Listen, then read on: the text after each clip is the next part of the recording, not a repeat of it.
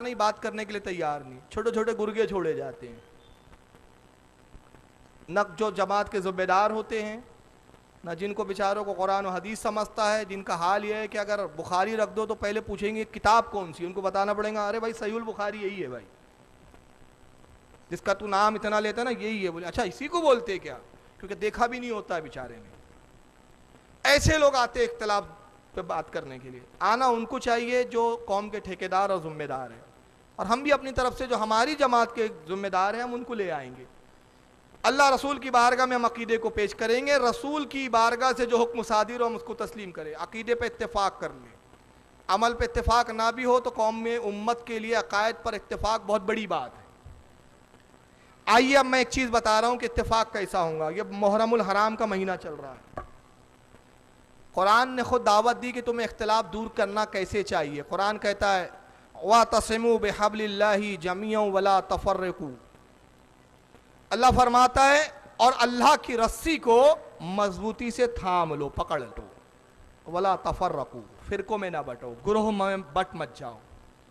یعنی قرآن نے کہا فرقے مت بناؤ، ٹولیوں میں مت بٹو. اتحاد کی صورت کیا بتا رہا ہے قرآن عظیم؟ اللہ رب العزت بندوں سے کیا کہہ رہا ہے؟ اللہ کی رسی کو تھام لو. آیت کریمہ پڑھنے کے بعد ہر انسان سوچے گا کہ اللہ کی رسی ہے کہاں بھائی؟ تھامنا تو ہے، ٹھیک ہے، حکم خداوندی اللہ کی رسی تھامو. کیا آسمان سے لٹک رہی ہے اللہ کی رسی؟ کیا اللہ آسمانوں میں ہے؟ نہیں، وہ تو حدودوں سے پاک ہے. جب آسمان نہیں تھے تب بھی وہ تھا. کیا وہ عرش پر بیٹھا ہے؟ عرش پر بھی نہیں. جب عرش نہ تھا تب بھی تھا وہ. کیا وہ زمین پر ہے؟ زمین پر بھی نہیں. زمین جب پیدا نہ کی تھی تب بھی تھا. وہ تو مخلوقات کا سہارا لینے سے پاک موجود ہے. تو پھر رسی تلاش کہاں کرے؟ اے اللہ زمین پر ہمیں تیری رسی نظر نہیں آتی کہ ہم سب مل کر تھامیں. نتیجہ یہ ہو کہ بریلوی مکتب فکر والے، اہل سنت بھی جائیں رسی تھامے، دیوبندی بھی جائیں رسی تھام لے، غیر مقلدین بھی جائیں رسی تھام لے، قادیانی بھی جائیں رسی تھام لے، اہل تشیع بھی جائیں رسی تھام لے، اور سب تھام کے کہے اللہ ہم فرقوں میں اب نہیں بٹ رہے ہیں، تیری رسی تھام لیا. رسی ہے کہاں جس کو تھاما جائے؟ رسی نظر آئے تو تھامے. قرآن تو کہہ رہا ہے وَاعْتَصِمُوا بِحَبْلِ اللَّهِ، اللہ کی رسی کو سب تھام لو. تو اب قرآن کو سمجھنا کیسے پڑے گا؟ میں نے عرض کیا کہ اس کے لیے ہمیں جج بنانا پڑے گا رسول اللہ کو. آئیے رسول کی بارگاہ میں اللہ کے نبی رسی کیا ہے؟ تو رسول کا شہزادہ امام جعفر صادق کہتا ہے میں بتاتا ہوں رسی کیا ہے، کسے تمہیں تھامنا ہے. چنانچہ الصواعق المحرقہ میں امام ابن حجر نے لکھا، در منصور میں امام جلال الدین سیوطی اسی آیت کریمہ کی تفسیر میں اور دیگر مفسرین کہتے ہیں کہ قال جعفر صادق رضی اللہ تعالیٰ عنہ، جعفر صادق رضی اللہ تعالیٰ عنہ فرماتے ہیں نحن حبل اللہ الذی قال اللہ فی، اے لوگو اللہ کی وہ رسی ہم اہل بیت ہے. سبحان اللہ سبحان اللہ. اللہ کی رسی وہ کون ہے؟ ہم اہل بیت. تو جس نے ہمیں تھاما اس نے اللہ کی رسی کو تھام لیا. اس لیے کہ اللہ کے رسول نے کہا انی تارک فیکم الثقلین اولہما کتاب اللہ واہل البیت، دو چیزیں تم میں وزنی چھوڑ رہا ہوں، اگر تم انہیں تھامو گے گمراہ نہیں ہوں گے، ایک اللہ کی کتاب اور ایک میرے اہل بیت. سبحان اللہ. تو ہم نے اللہ کی کتاب سے پوچھا اللہ کی کتاب تجھے کیسا تھاما جائے، بتا کیا ہے ذریعہ؟ تو کتاب نے کہا وَاعْتَصِمُوا بِحَبْلِ اللَّهِ جَمِيعًا، تم اللہ کی رسی کو سب مل کر تھام لو. وَلَا تَفَرَّقُوا، فرقوں میں نہ بٹو. اور پھر اہل بیت سے پوچھا اہل بیت تم قرآن کے ساتھ ہو، قرآن کے سمجھنے والے ہو، قرآن کے جاننے والے ہو، اہل بیت نبوت بتاؤ، اہل بیت بتاؤ ہمیں اللہ کی رسی کیا ہے؟ تو اہل بیت نے کہا وہ ہم خود ہیں، ہمیں تھامو.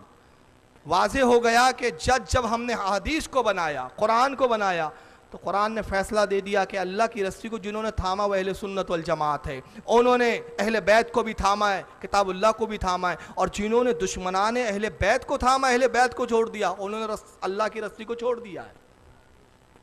اب کن لوگوں نے چھوڑا اللہ کی رسی کو؟ اہل بیت کو چھوڑ کر غداران اہل بیت سے دوستی کی. اس کے لیے ہم آگے بڑھیں گے، لیکن میں دو حدیث فضیلت پر بتا دوں کہ اہل بیت نبوت کے مقام اللہ کے رسول نے کیا بتایا. ہمیں بتایا کہ ہدایت پر رہنا ہے. جج رسول اللہ یاد کریں، میں نے کسی اور رسول سے بڑھ کر ذات ہے جس کو ہم جج بنائیں؟ ہو تو بتائیے آپ، ہے کیا؟ اللہ کو تو جج نہیں بنا سکتے نا، اللہ پاک ہے. اس کی شان نہیں کہ ہمارے بیچ آ کے ہمارا فیصلہ کرے. اس کو جو کچھ بیان کرنا تھا اپنی کتاب اور اپنے رسول کے ذریعے بتا چکا. اس نے سارے حکم اپنے نبی کو صادر کر دیے، اور نبی جو کچھ فیصلہ سنا رہے ہیں وہ اللہ کا فیصلہ ہے۔ تو آئیے اب نبی سے پوچھے اللہ کے نبی اتحاد کی صورت کیا ہے، کیسے فرقوں کو ختم کیا جائے؟ تو عن ابن عباس رضی اللہ تعالیٰ عنہما، عبداللہ ابن عباس روایت کرتے، صحابی رسول سرکار کے چچا زاد بھائی بھی ہے، قالا قالا رسول اللہ صلی اللہ علیہ وسلم، وہ کہتے ہیں کہ اللہ کے نبی صلی اللہ علیہ وسلم نے ارشاد فرمایا، مثل اہل بیتی مثل سفینۃ نوح علیہ السلام من رقیبہ فیہا نجا ومن تخلف عنہا غریق۔ اے لوگو میرے اہل بیت کی مثال، نبی کہتے ہیں اے لوگو میرے اہل بیت کی مثال سفینہ نوح کی طرح ہے، نوح علیہ السلام کی کشتی کی طرح ہے، اس میں جو سوار ہو گیا اس نے نجات پائی، اور جو اس کشتی میں بیٹھنے سے انکار کر گیا وہ ہلاک ہو گیا، غرق ہو گیا، تباہ ہو گیا۔ نبی نے کہا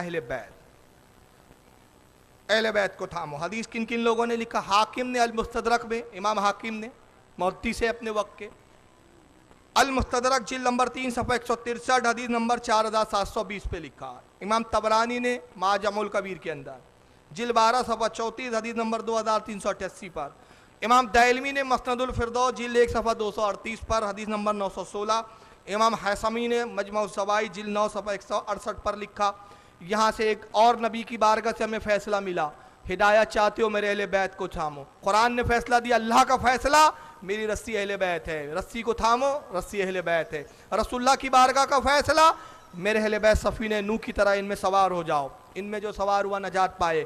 اب اس کے بعد دوسری حدیث سنیں، عن ابن عمر ابن الخطاب رضی اللہ تعالیٰ عنہ، حضرت عمر ابن خطاب رضی اللہ تعالیٰ عنہ سے روایت ہے، قال سمیت رسول اللہ صلی اللہ علیہ وسلم یقول، وہ کہتے ہیں کہ اللہ کے رسول صلی اللہ علیہ وسلم کو میں نے یہ کہتے ہوئے سنا، سرکار نے یہ ارشاد فرمایا، اصحابی کان نجومی فبأیہم اقتدیتم اہتدیتم۔